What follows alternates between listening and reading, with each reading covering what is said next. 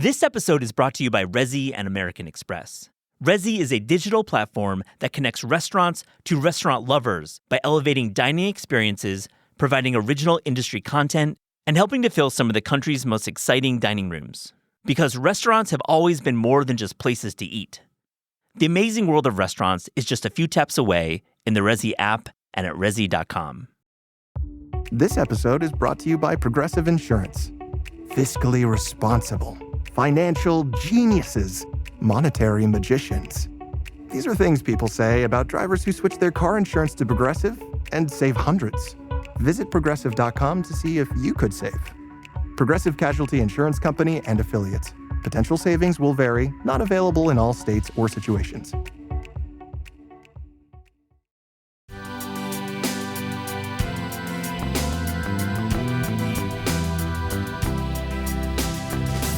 I'm originally from Venezuela, born and raised there. I moved over to the U.S. for college.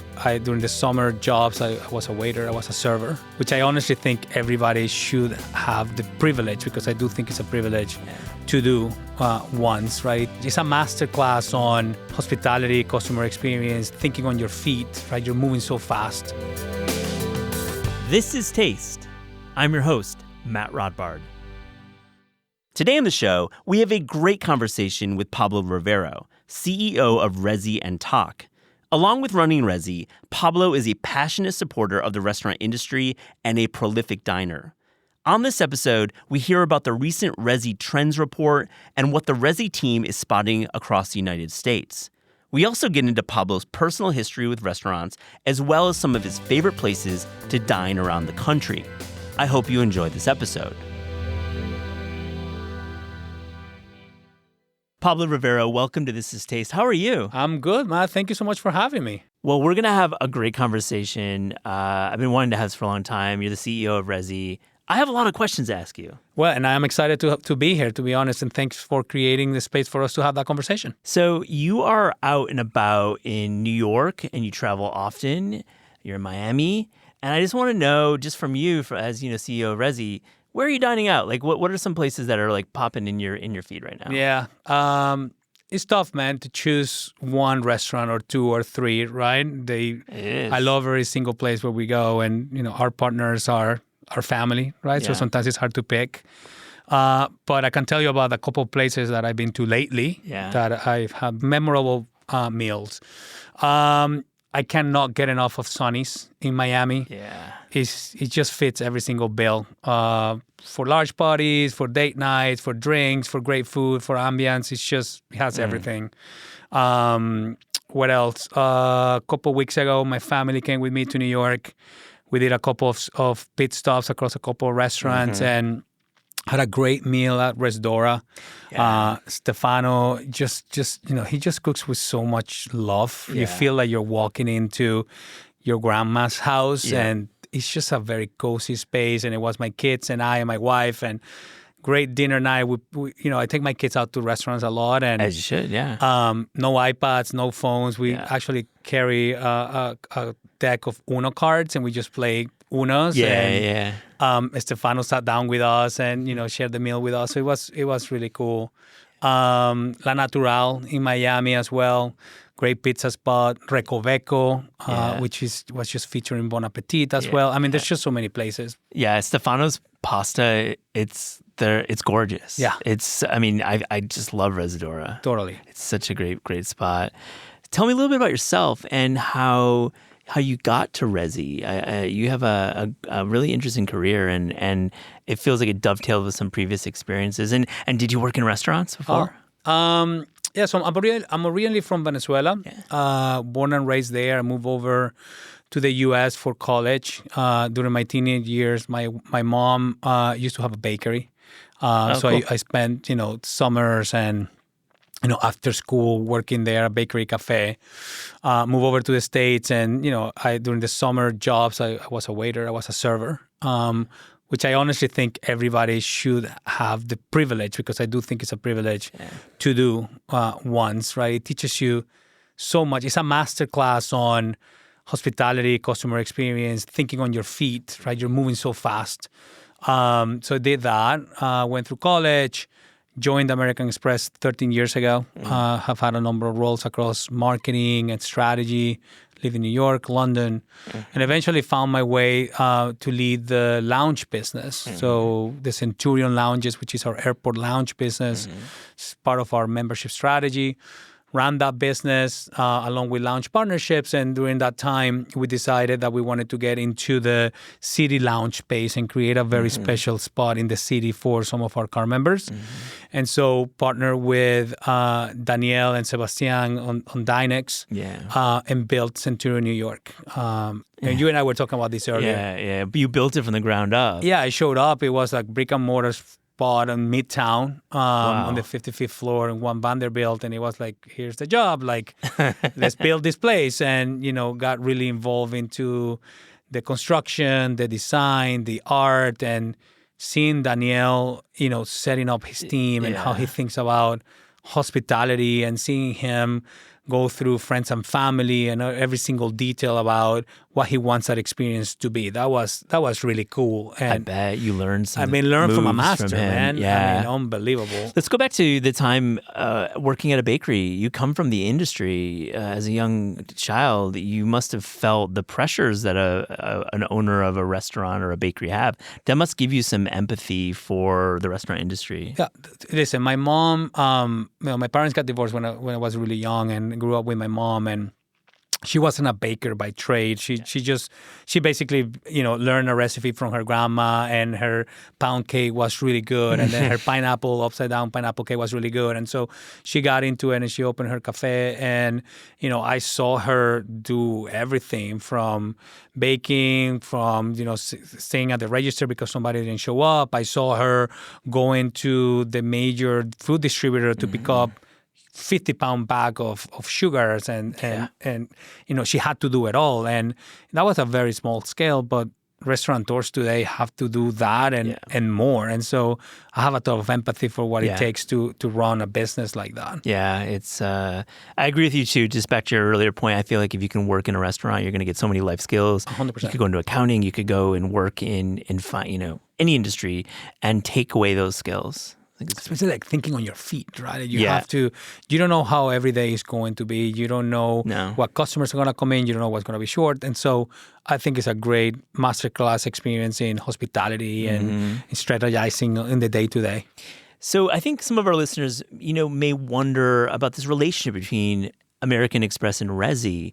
And I think like if we're Amex cardholders like myself, we get a credit here and there, and that's nice. But how do you describe this relationship?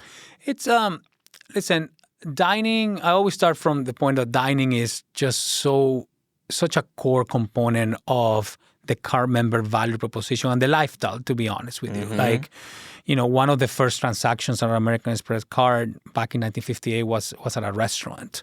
So amazing. And so cool. We you know what? We have an archivist at the company, and he came in to talk to my team, and he showed us like all these old advertisements and how dining, and it's crazy to think that it's been 60, 70 years, and that's still such an important component of what we talk to car members about. And so it's always been part of that.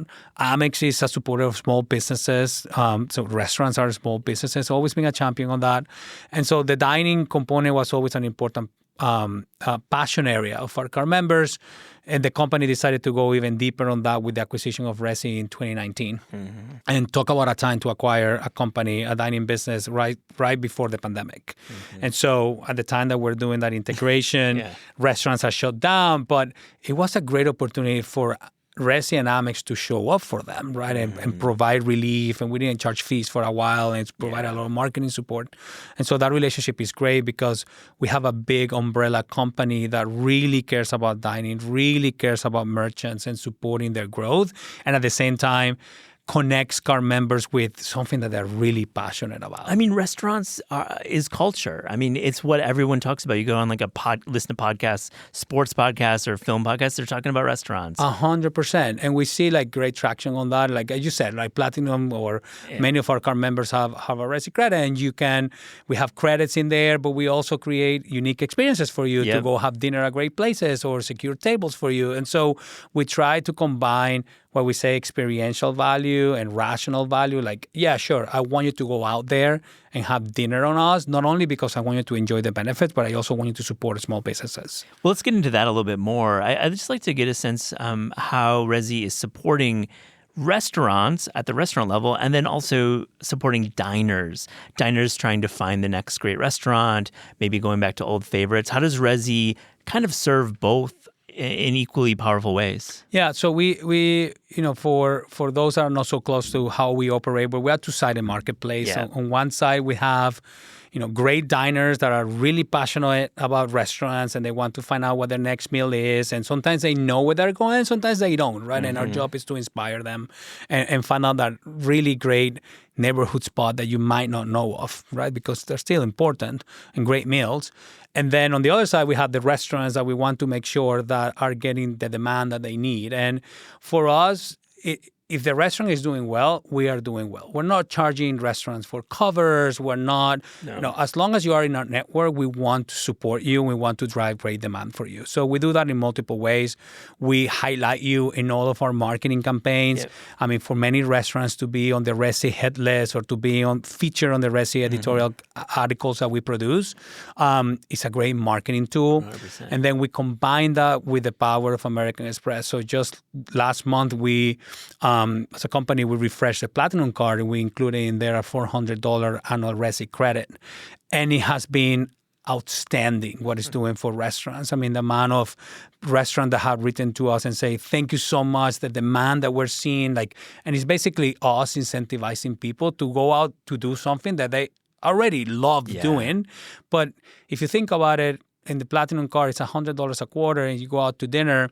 If you know that Amex is covering $100 of that, you probably are going to order an extra drink, maybe an extra dessert, maybe an extra appetizer, and that's direct revenue that goes to the restaurant, and they don't have to do anything. They just have to be part of Resy. Yeah, it's an amazing thing, and I think also from day one, Resy has stood for restaurants that mean something to culture. Restaurants, you could say the word buzzy. Yep. You could say the word cool. I mean, there's lots of ways, but Resy has always had a knack for bringing, I think, the most interesting restaurants across a diversity of cuisines. Thank you. I agree with that. And I think, that's why I'm also very excited about the acquisition of Talk. So for those that don't know, Amex, Resy also acquired Talk, which is another reservation platform. And they have very complementary features, but most importantly, they have a very strong network of restaurants that are James Beard Award winners, Michelin Award winners, that are neighborhood spots in other cities. And so I'm very excited about the combined power of the brands. And so to be clear, for those who don't know, Talk is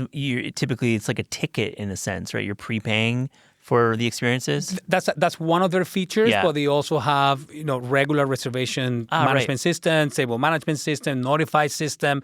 So ticketing and experiences is part of it. That's what differentiated them.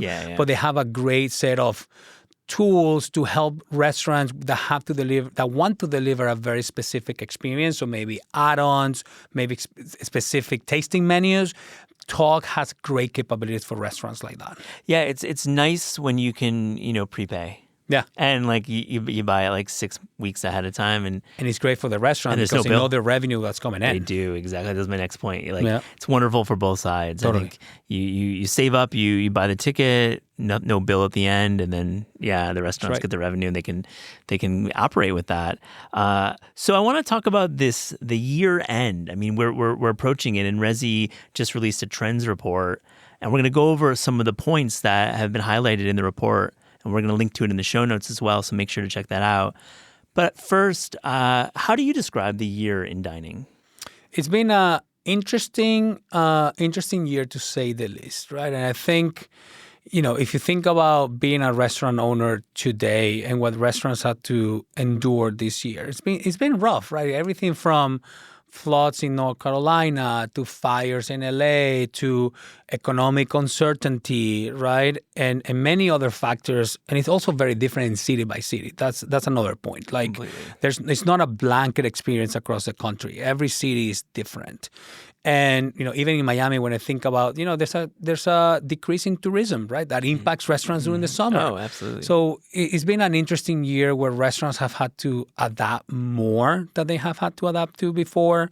It also has shown that restaurants are really a bellwether of what what's actually happening in the country, because the effects of what's happening in the city are amplified for a restaurant. And so, but despite all of that, restaurants continue to be this sacred place that everybody still wants to go to, right? It's that place where the table is where the human connection is actually happening outside of your home. And so it's been really interesting to see how restaurants continue to adapt to be able to be that sacred place where people want to connect at.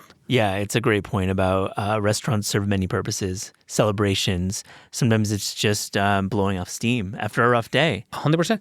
Yeah. I mean, some of the best family moments that I have had, or friend moments that I have had, have been across a table at a restaurant. I like how in the report you identify the table captain as a personality type. I can absolutely relate to this.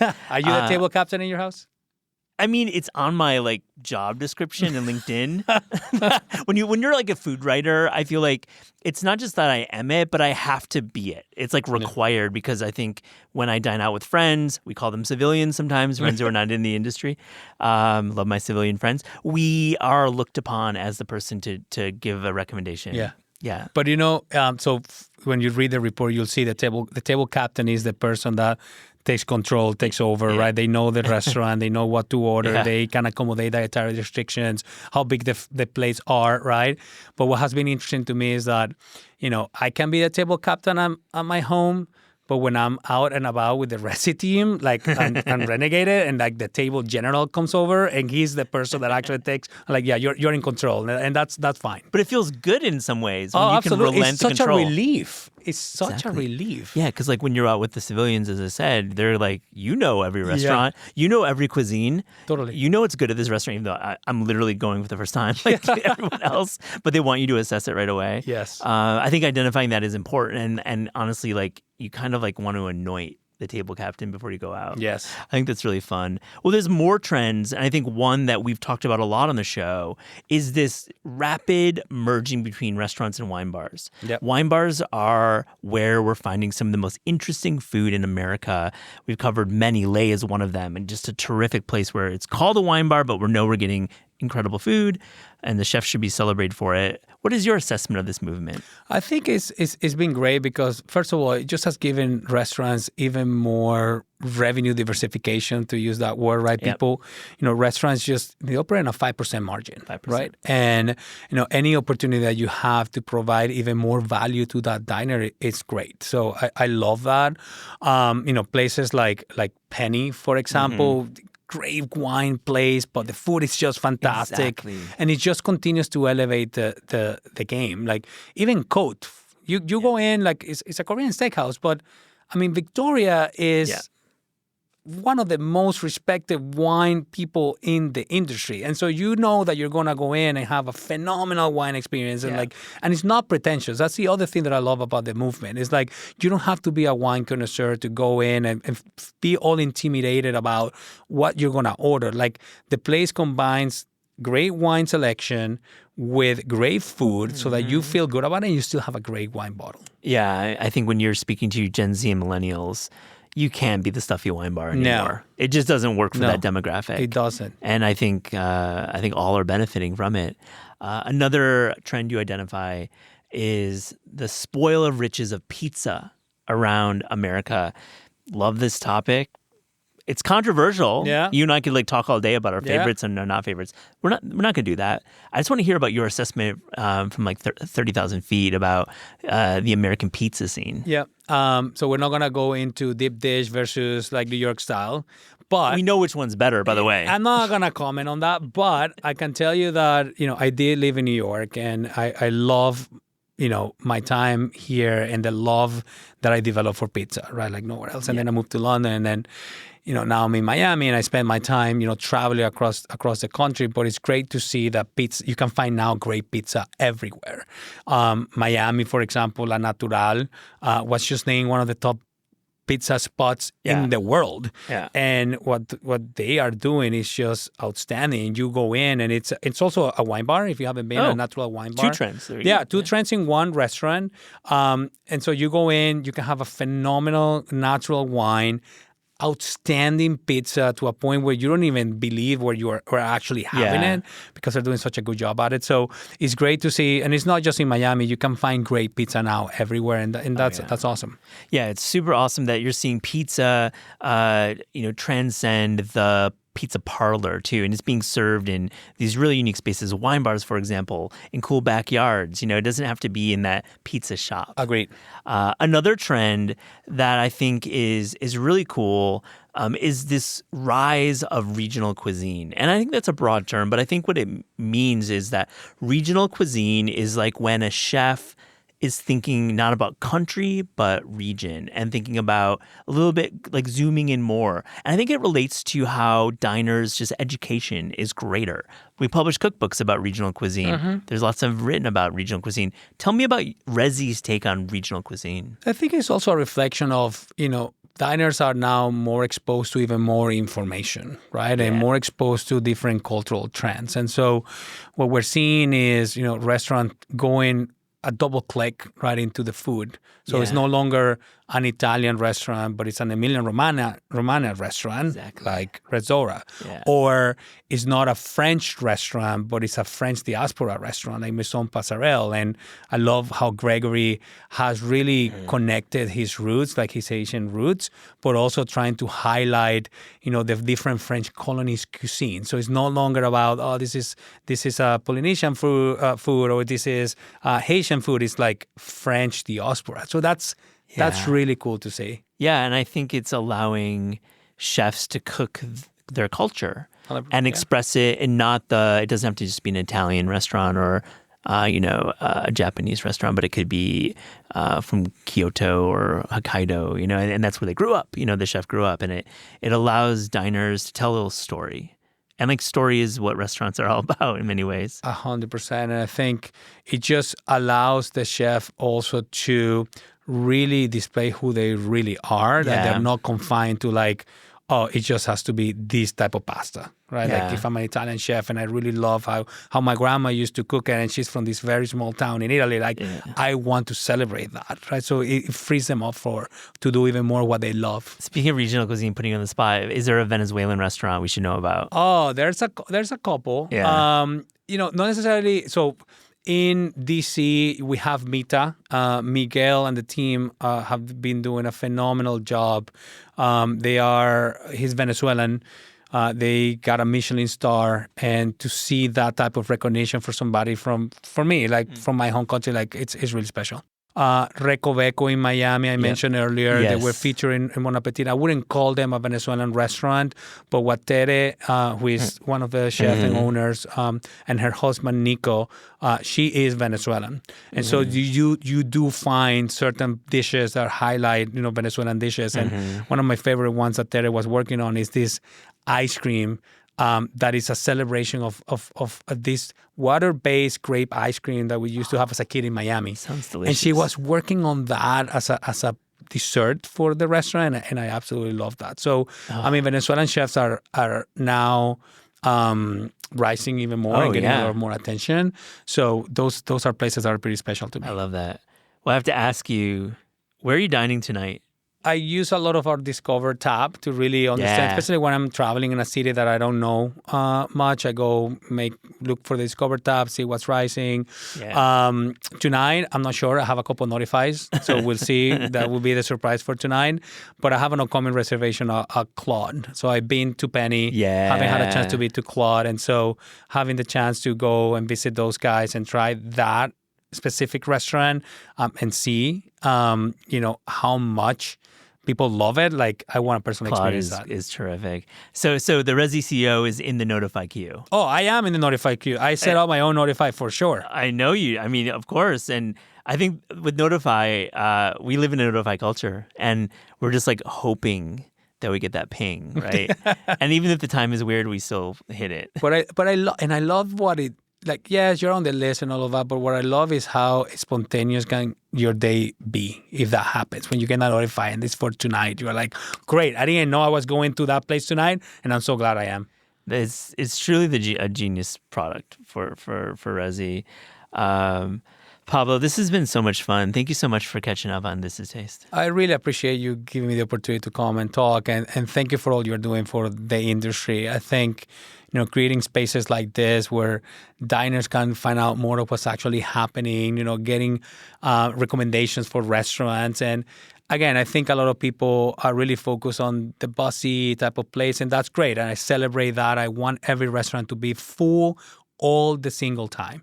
But I also want to make sure that people know that you can find a beautiful neighborhood spot where you can have a phenomenal meal, and that can become your go-to place next. So thank you for creating a platform where people can find out what those places are. Well, we appreciate it, and I love your sentiment. It echoes what John Bonet said in his episode, managing editor of Resy, food writer extraordinaire. You got to support your restaurants that are open 2, 3, 4, 5 years. It's not always about the new. Agreed. 20% every year, 20% of restaurants close. That's crazy. Yeah. Right? It's very hard for a restaurant to make it to year 5.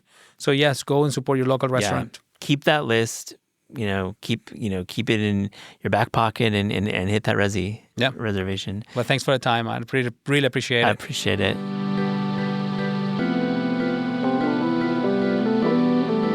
This is Taste is hosted and produced by Eliza Barbanal and me, Matt Rodbard. The show is edited by lead producer Clayton Gumbert and supervised by Pat Stango, Director of Media Production and Development at Penguin Random House.